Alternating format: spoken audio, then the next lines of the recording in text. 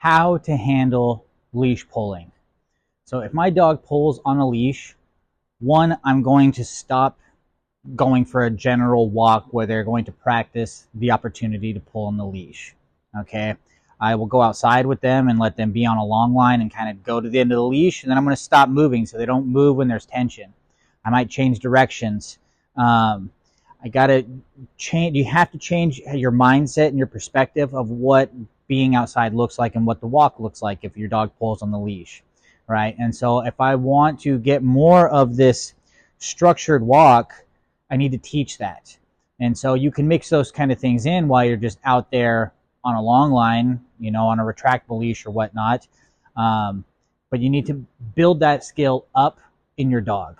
And so how I would do that, I was like, one, I would teach a heel command, right? And so by heel command, I want the dog to come into my side. I say heel, I want them to come to this position, all right? That would be the first thing that I teach the dog.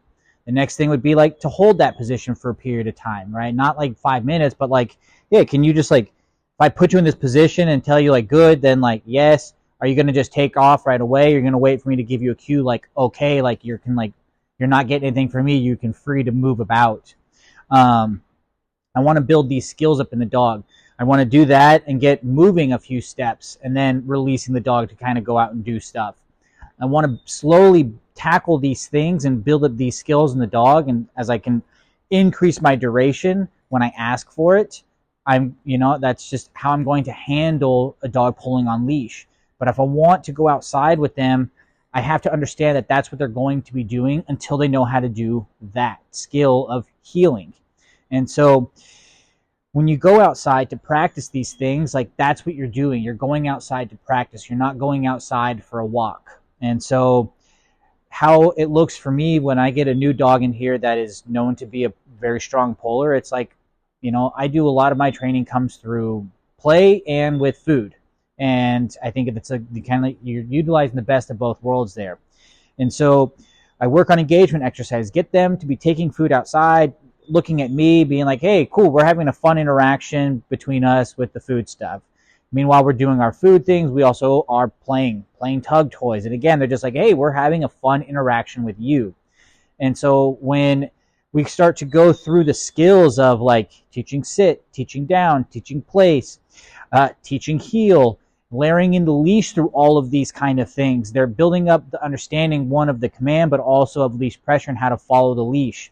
So therefore, it's not just like a foreign concept to them.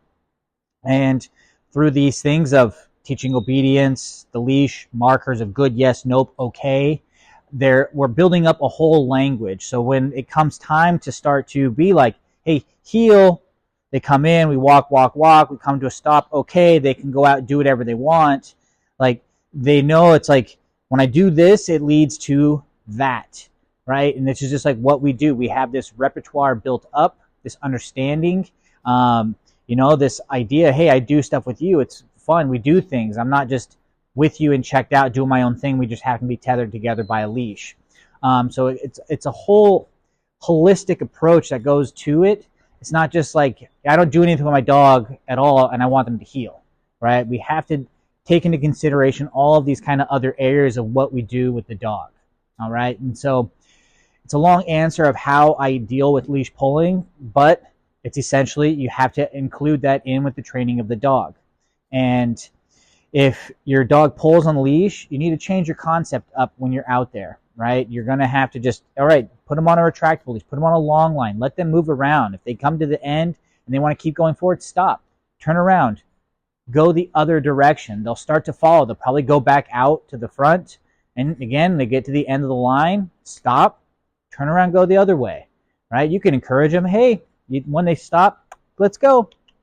You do that enough times, the dog's going to like pack up with you and start to move with you.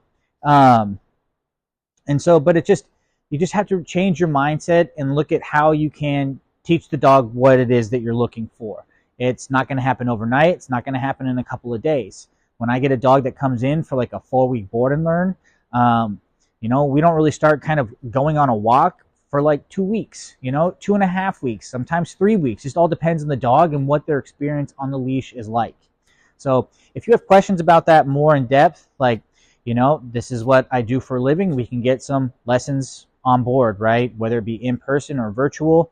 We can do a lot through those things to help get you through this phase with your dog in this stage, get them over that hump of the pulling and start to being able to enjoy leash time with them, and just, you know, increase your overall enjoyment with your dog.